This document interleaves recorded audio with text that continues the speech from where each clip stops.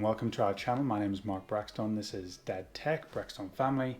Welcome, and today I have a review of another gimbal. I think this is an important review to do because in doing my research when I saw online that this gimbal being released, I saw a lot of reviews, a lot of cool, awesome videos on YouTube, but these videos were all sponsored by the company itself. Most of the reviews were just saying how fantastic it was and wasn't going over the negatives. Specifically for this gimbal, there are a lot of good things about it and some negatives that just people aren't mentioning. I figured I'd get one as soon as I could, and I've got some interesting takes on it, but I just wanted to get my opinion out there just because if someone's trying to make an educated decision on these gimbals and spend, over $100 on something, then I feel like they should be the positives and the negatives out there, not just all the positives. Even comparing to other types of gimbals, it was all in favor of this one and not mentioning any of the negatives. The gimbal itself is the Insta360 Flow right here.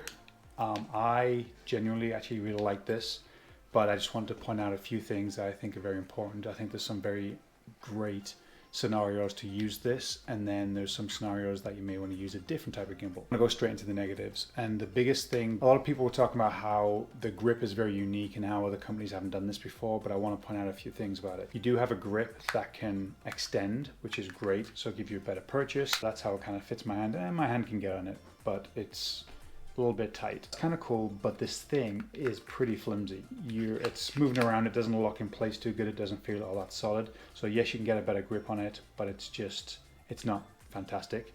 Then secondary to that is the expandable tripod. Also a very cool, great feature, but also very, very flimsy. I really don't think this would hold up to being banged around and damaged. If you're in a pinch and you needed something, you've got it. I don't think I'd ever use it unless it was an emergency, and what I ended up getting was, this thing was pretty cheap on Amazon, and this is what it looks like on. This has been my setup. It's worked very well. These obviously things are very, very stable. Gives you a really solid platform to be shooting from.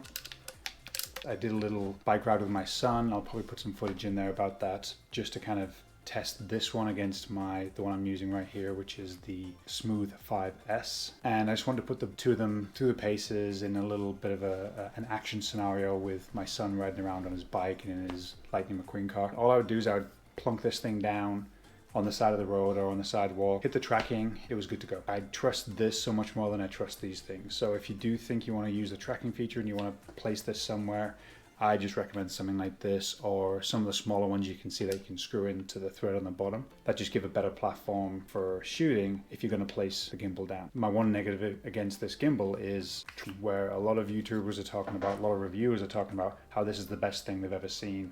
It's good.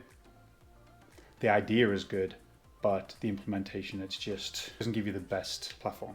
If you get this and you feel it and touch it and play around with it, you'll see exactly what I mean. It's great innovation, but just not ideal. So that is one of my negatives. The other one is people were talking about the selfie stick inside of it, but the gimbal in this configuration really isn't that stable. They kept this thing short because you put a heavy phone on the end of it, maybe some other equipment, and this thing is going to start to bend. You can angle it fine. Again, the implementation is good. The fact that it's there. In my previous reviews of the two gimbals I was looking at, which was the DJI Osmo 6 and the Smooth 5S, the way the Osmo 6 was created and what they did with that, and see what other companies do with that type of quick setup, the tracking, all the positives that were involved with that gimbal. And this is it, I think. This is another company taking that quick setup, the balancing situation, and innovating and doing some things different. I believe it worked. I believe they did a really good job. What I looked at was these content creators who'd been given this thing by the company and said, here, review this, and they got it early, they got it pre-released, and all these videos got uploaded at the same day that were all sponsored by the company. All of them were saying, this is the first time a company's done this, that, and the other, and it's not exactly true, because there's some features in this that are very good, but are also in other gimbals. The selfie stick being one of them. So that was in the DJI model, and the neck deal, that was also in the other model too. I do like what Insta360 have done with this. That's it. That's the gimbal in its smallest form. You do have the attachment for your phone, but that's it. That's as small as it gets. To open it up and to start it, That's it. I'd compare it with the DJI Osmo 6 and I would have it here with me, but I sent that one back. They did a really good job. If it was a copy of that one or if it was some type of innovation, they did a really good job. Now, the other thing is a lot of reviewers are talking about this little touch sensitive panel. I struggle with changing the modes. Well, now I'm doing it real good. Okay. So I've kind of got the hang of it. When I was using this thing on the fly and when I was shooting some stuff with my son, I wanted to change into a different mode. I was there and I was just doing a whole bunch of movements trying to get it into a different mode, and I couldn't. In the scenario that I'm sat here in front of a camera trying to change this thing and it's actually working, there you go. I guess I got the hang of it. So the positive and negative with this little gesture and trying to get your right mode, I don't like, but you can see what mode you're in. There's no question about what mode you're in with these lights. On the Smooth 5S, in the daylight, I can't see. I can't see what mode I'm in. These opinions are coming from more use and more use. In my original review, I was praising the Smooth 5S, and I think it's a really good gimbal. And now as I'm using it more and more, there's these little, cracks start to appear. One of them is the little light that indicates what mode you're in for that specific gimbal. Don't like it, can't see it, and you're literally doing this out in the daylight to try and see what mode you're in, which means this one is very, very good at what they've done with this light. I could tell what mode I'm in, I can see it. Feel like I've gone from the negatives into the positives, and I think I've covered all the negatives. Yeah, I think I've covered all the negatives. If I'm going to officially go into the positives, so I've got a decision to make now of which gimbal I want to use more. I'm thinking about changing my mind and going with this one as opposed to my Smooth 5S. The biggest reason is the tracking. Hit this trigger button, it finds its target, it follows its target, and if something gets in the way, your target goes behind something, an object, a tree or whatever, it keeps it and it stays there and it looks for its target. Between the three that I've tested so far, the tracking, I think it's a really good feature, but my Smooth 5S is the worst of the bunch. It just gives up way too easy and it just gets confused and starts looking at other stuff. The DJI, the tracking on that was great, but if someone walked in front of you, it started tracking the other person. And I've seen a bunch of reviewers test this out, including this one, and this one does do the best. And in the real world using this, it is actually really good. It very, very rarely did it lose its target. I was trying it a few times with my wife and I was like, look, it can do this. And I put it on the tripod and I put it on the floor and said, look, it's following us. And a few times it didn't quite get it, but it was a kind of an interesting scenario where we were walking with our stroller and the kids, and so it got a little bit confused there, but for the most part it tracks. And I took a few videos where for like time lapses or long sequences I had it tracking a person, me, my son, whatever, and it was just doing it, and for 5-10 minutes it didn't lose its target. The other two gimbals would have lost the target probably 2 minutes into it, and my Smooth 5S, if it would ever find its target within a couple of seconds, it would lose it. So the tracking on this is great. Again, the real world use of the tracking is you have this on a tripod, you put it down somewhere on a wall, a bench or whatever, and you want to video yourself, you want it to track you and your kids, you want it to track something, someone, an object. It'll do it and it'll keep its target and it will do what you want without having to redo it or keep going back to the gimbal and the camera to try and figure it out. That's my biggest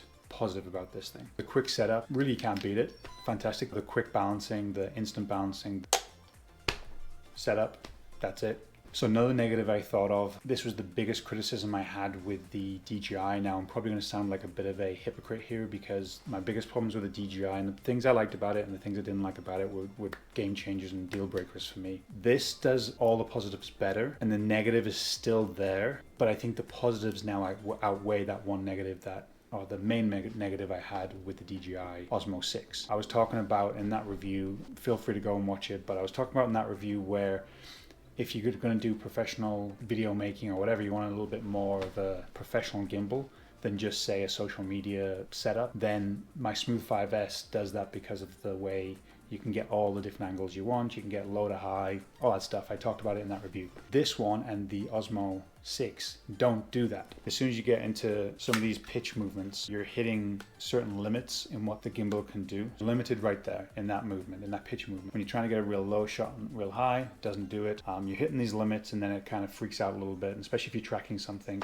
You can do under slung shot. I just haven't figured out how to really utilize it the best, but I've heard that's the compromise. That was the biggest criticism of these types of gimbals, that you just can't get everything that you want. Just the fact that the tracking is just so good, I can rely on it and I can get better shots and different shots without really having even to be physically holding the gimbal. I can put it down somewhere and capture something and be in the frame if I need to and be in the shot if I need to. That is what's making me prefer this over my Smooth 5S, and I think I'm going to keep this one and maybe get rid of the Smooth 5S and return that one. You can do pretty much the same thing on this, on the Osmo 6. They're all there and thereabouts. This has some features that the Smooth 5S doesn't. The Smooth 5S has some features the DJI doesn't, and there's no perfect gimbal. I think for 95% of people, this is actually a better option than, say, a Smooth 5S, because you got to set it up, you got to balance it, and you've got to get it just right, and it can do certain cool things and awesome things, but there are certain limitations to it,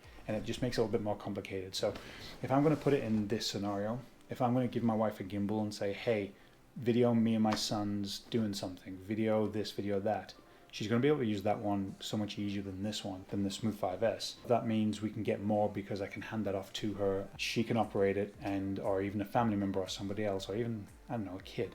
Or have it set aside, press record and press track, and then away you go. I think that's going to make more sense than having something that's a little bit better in certain areas, or maybe even a lot better in certain areas, but she can't use, or the tracking doesn't work as good. The limitations really outweigh the benefits you're getting from it. So that's the scenario I'm in. I'm really torn between the two. Ideal scenario would have both, but I think most of my filming is going to be the family and capturing, you know, our whole channel is Braxton Family, which is me and my wife and my kids, and extended family doing family stuff. Now I'm doing reviews because I like technology, and I like, you know, dad tech is what this is called, because I love technology and I love reviewing stuff. That fits into, I guess, Braxton Family, but Braxton Family is the focus of this channel. So it's going to be getting out and about. It's going to be my wife doing gardening stuff. The focus of this channel is family. Then this fits in, I think, better than the Smooth 5S. I think that's everything. I think I've covered everything I wanted to go over, the positives, the negatives. I wanted this to be real simple, real quick, and it's kind of a complimentary video to the Smooth 5S and DJI video that I did. I kind of changed my tune a little bit because I was all about the Smooth 5S, but now the Insta360 came into my life, and it just checks some boxes and does some things that I'm just so shocked. So that sums up my thoughts on the Insta360 Flow. I think this has really changed and innovated what gimbals can do. I'm excited to see what other companies do with similar type technologies, maybe with a more professional and a more accessible gimbal, the hybrid of that and what that may look like. I think this is worth checking out, and I think I've changed my mind. I think this could be the gimbal for me, my family, and our channel. I will keep you guys updated if anything changes, or if there's any new ones coming out that I'm going to check out. But for now, that is my thoughts. So I'm Mark Braxton. Please like, comment, and subscribe, and I hope you have a fantastic day.